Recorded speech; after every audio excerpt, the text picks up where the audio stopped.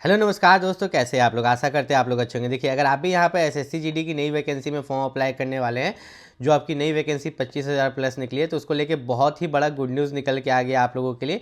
अब ये good news क्या है, मैं आपको इस वीडियो में बताने वाला हूँ। साथ ही साथ मैं आपको एसएससी जीडी का जो कट ऑफ क्या जाएगा वो भी इसी वीडियो में बताऊँगा, और कुछ जो कॉमेंट्स आए थे उनके भी डाउट्स यहाँ पर क्लियर करने वाला हूँ। तो सबसे पहले गुड न्यूज़ के बारे में बात करते हैं कि एसएससी जीडी की तरफ से आपका यहाँ पर गुड न्यूज़ आपको क्या देखने को मिला। ये जो आप 25,000 प्लस वैकेंसी देख रहे हो, ठीक है, तो ये आपकी टेंटेटिव वैकेंसी है। क्या है? टेंटेटिव। ये टेंटेटिव वैकेंसी का मतलब होता है कि ये वैकेंसी 100% बढ़ेगी। और इतिहास है कि एसएससी जीडी में 2022 में, 2023 में, 2024 में हर साल वैकेंसी बढ़ी है। क्या हुआ है? बढ़ी है। तो इस बार भी बढ़ के लगभग आपकी जो वैकेंसी है एसएससी जीडी में, वो कहाँ तक जाएगी? 40,000 तक। ठीक है, 40,000 तक आपकी वैकेंसी जो है इंक्रीज होगी। सबसे तो पहली बात ये होगी। दूसरी बात कि अगर आप एसएससी जीडी की तैयारी कर रहे हो, तो अगर आप दूसरी बार एग्जाम दे रहे हो तो आपको ये चीज़ पता होगा कि कट ऑफ और मेरिट लिस्ट में अंतर होता है। पहली बार दे रहे हो तब ये चीज़ नहीं पता होगा। इसके बारे में हम डिटेल में इस वीडियो में बात करने वाले हैं। जैसे कि आपका 160 मार्क्स का एग्जाम होता है, तो 160 में से अगर जो कट ऑफ है, कट ऑफ मान के चलते हैं कि 110 नंबर जाता है और मेरिट जो है आपका 132 चल जाता है, तो आप देखिएगा कि इसमें बहुत ज़्यादा मार्क्स का डिफरेंस हो रहा है कि 110 और कहाँ 132, 22 नंबर का डिफरेंस यहाँ पर आपको देखने को मिल रहा है। ठीक है, तो मान लीजिए कट ऑफ 110 गया, आपने मार्क्स लाया 120, ठीक है, और बाद में आपका मेरिट बढ़ के 132 चला गया, तब तो आप डिस्क्वालीफाई हो जाएंगे, आपका सिलेक्शन नहीं हो पाएगा। तो उससे आपको कैसे बचना है इस वीडियो में मैं आपको बताऊंगा। ठीक है, कट ऑफ के बारे में कि कट ऑफ और मेरिट लिस्ट से आपको कैसे बच कर रहना है। ठीक है, उसके अलावा, ठीक है, उसके अलावा अगर आप एसएससी जीडी की तैयारी करो तो आपको पता है कि एसएससी जीडी में 160 मार्क्स में से कम 130 प्लस लाइएगा तब सिलेक्शन होगा। तो कैसे होगा सिलेक्शन? सिलेक्शन लाने के लिए आपको जो है अच्छे से प्रीवियस ईयर क्वेश्चन पेपर पढ़ना पड़ेगा। तो उसके लिए मैं आपके लिए लेके आ गया हूँ यहाँ पर एडुका जोन का बेस्ट बुक। ठीक है, एसएससी जीडी कांस्टेबल की अगर आप तैयारी कर रहे हैं तो आपके लिए यहाँ पर मैं लेके आ गया हूँ एडुका जोन का बेस्ट बुक। ये जो एडुका जोन का बुक है, इसने आपका पूरा एसएससी जीडी कांस्टेबल का यहाँ पर पूरा सिलेबस कवर किया है। देखिए, पूरा सिलेबस आपका कवर किया है, जिसमें आपका 25 प्रैक्टिस सेट है, 3100 ऑब्जेक्टिव क्वेश्चन है। ठीक है, 4 यहाँ पर previous year solve question paper है। इस बुक की बात करें अगर एडुका जोन बुक की, तो एडुका जोन का ही बुक आपको क्यों परचेस करना चाहिए? क्योंकि इसमें जो है आपको solved previous year question paper मिलता है। सबसे पहले पीवाईक्यू, ठीक है, पिछले साल के जो यहाँ पर हल प्रश्न पत्र रहते हैं वो आपको देखने को मिलेगा। फिर आपको प्रैक्टिस पेपर, जितना ज़्यादा आप प्रैक्टिस कीजिएगा उतने ज़्यादा आपके सिलेक्शन के चांसेस रहेंगे। तो यहाँ पर अगर बात करें तो जैसे कि एसएससी जीडी कांस्टेबल में आपको पता है कि 80 क्वेश्चन होता है। तो ये जो 80 क्वेश्चन है, इसमें खास बात क्या है कि आपको यही बुक क्यों परचेस करना चाहिए? देखिए, सभी बुक में आंसर्स दिए रहते हैं, लेकिन जो इसमें आंसर्स दिया गया है डिटेल में मतलब कि 1 का सी क्यों होगा, 2 का डी क्यों होगा, मतलब पूरा सॉल्यूशन दिया गया है। ठीक है, आंसर में पूरा सॉल्यूशन दिया गया है, किसी टीचर की जरूरत नहीं है। आप एडुका जोन की ही बुक से, ठीक है, एडुका जोन का बुक से ही पूरा तैयारी कर सकते हैं। और इस बुक को परचेस करने का लिंक जो है वीडियो के डिस्क्रिप्शन में। ये बुक दिखता कैसा है मैं आपको दिखा देता हूँ। ये बुक जो है आपको एडुका जोन का बुक कुछ इस तरीका से दिखता है। एसएससी जीडी कांस्टेबल की आप तैयारी कर रहे हैं तो आप एडुका जोन का बुक को परचेस कर सकते हैं। ठीक है, ये आपका रीजनिंग का बुक हो गया, ये सामान्य ज्ञान का हो गया, इसमें पूरा आपका previous year question paper practice set है। ठीक है, तो एडुका जोन का बुक का जो लिंक है इस वीडियो के डिस्क्रिप्शन में दिया गया है। आप कॉम्बो पैक भी परचेस कर सकते हैं, जैसा आपको मैंने सभी का लिंक वीडियो के डिस्क्रिप्शन में दिया गया है। आप अमेजॉन, फ्लिपकार्ट, स्नैपडील, ठीक है, या एडुका जोन के वेबसाइट से भी कर सकते हैं। अब हम बात करते हैं एसएससी जीडी में आगे। ठीक है, जैसा मैंने बोला था आपको कि मैं आपको कट ऑफ और मेरिट लिस्ट के बारे में बताऊंगा। तो यहाँ पर अगर हम बात करें कट ऑफ और मेरिट लिस्ट के बारे में तो ध्यान से समझिएगा।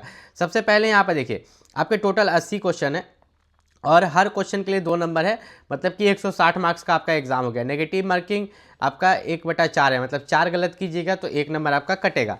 अब होता क्या है ना बच्चे लोग के साथ कि मान लो कि बच्चा बहुत मेहनत किया और 160 में से 120 मार्क्स लाया।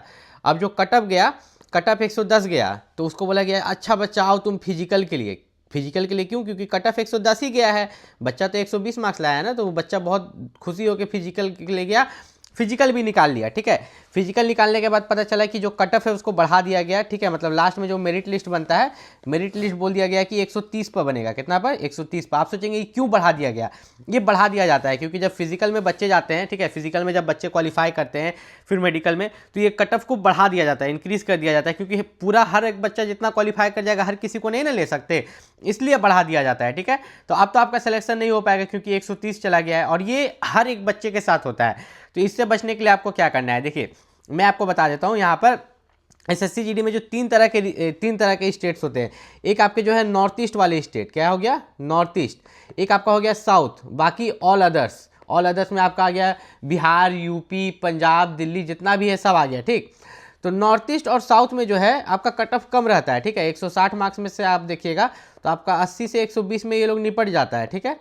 लेकिन ऑल अदर्स में 120 से शुरू ही होता है, ठीक है। 120 से शुरू होता है और ये आपका जाता है कितना तक, 145 148 तक जाता है, ठीक है, 160 में से। ऐसा कारण इसलिए है क्योंकि नॉर्थ ईस्ट की तरफ जो है यहाँ पर बहुत कम जाता है कट ऑफ, साउथ की तरफ भी बहुत कम जाता है, लेकिन बाकी जितने भी स्टेट्स हैं, बिहार, यूपी, झारखंड, उत्तर प्रदेश, दिल्ली, बाकी जहाँ भी देख लीजिए कट ऑफ बहुत हाई जाता है, ठीक है। और यहाँ पर जो कट ऑफ और मेरिट लिस्ट का अंतर मैं आपको बता रहा हूँ वो मैं आपको समझा देता हूँ। जैसे कि आपको बस एक चीज़ देखना है कि आपका स्टेट का, आपका कैटेगरी के लिए जो भी कट ऑफ गया है, ध्यान से समझिएगा। मान लीजिए कि 160 नंबर में से आपका स्टेट के लिए जो कट ऑफ गया है वो गया है 110, कितना गया है, 110। तो आपका कितना मार्क्स होना चाहिए, तो आप सिक्योर हैं। आपका जो भी मार्क्स होना चाहिए, ठीक है, जितना भी आपका कट ऑफ गया है, कट ऑफ से 15 नंबर अगर आपको ज़्यादा आ रहा है, कितना, 15 मार्क्स अगर आपको ज़्यादा आ रहा है तो आपके सिलेक्शन के चांसेस 100% है, ठीक है। आपको डरने की जरूरत नहीं है। लेकिन अब अगर ऐसा है कि कट ऑफ 110 जा रहा है और आप ला रहे हैं 111, 112 या 110 ला रहे हैं, तब तो 100% है कि आप मेरिट लिस्ट में छट जाइएगा। किसमें, मेरिट लिस्ट में आप छट जाइएगा।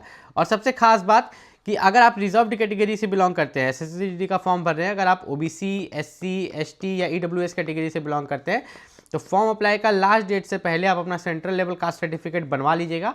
अगर फॉर्म अप्लाई का लास्ट डेट से पहले आप सेंट्रल लेवल का सर्टिफिकेट नहीं बनवाते हैं तो आगे चल के आपको डॉक्यूमेंट वेरिफिकेशन में रिजेक्ट भी होने का ये हो सकता है। मतलब साफ साफ ये लिखा गया है कि फॉर्म अप्लाई का लास्ट डेट से पहले आपका ये सभी जो है, जो कास्ट सर्टिफिकेट है, ओबीसी हो, एससी, एसटी हो या ईडब्ल्यूएस हो, आपके पास बना हुआ होना चाहिए, ठीक है। इस चीज़ का आपको खास ख्याल रखना है। फॉर्म अप्लाई का जो डेट रखा गया है, क्या रखा गया है, आपका रखा गया है 1 दिसंबर, ठीक है। आपका जो है 1 दिसंबर से लेके 31 दिसंबर तक, मतलब कि 1 दिसंबर का 1 तारीख से लेके 31 दिसंबर तक आप यहाँ पर एसएससी का फॉर्म भर सकते हैं। लास्ट डेट का वेट ना करें, उससे पहले आप फॉर्म भर लीजिएगा। रनिंग जो है मेल के लिए 5 किलोमीटर 24 मिनट में, फीमेल के लिए 1.6 किलोमीटर 8 मिनट में, ठीक है। वहीं पर जो है आपका ये लद्दाख रीजन के लिए थोड़ा कम दिया गया है, बाकी सभी के लिए वही सेम है, ठीक है। ये लद्दाख रीजन के लिए है। उसके बाद अगर बात करें हाइट की, मैं इसलिए बता रहा हूँ क्योंकि मेल का हाइट 170 सेंटीमीटर, फीमेल का 157।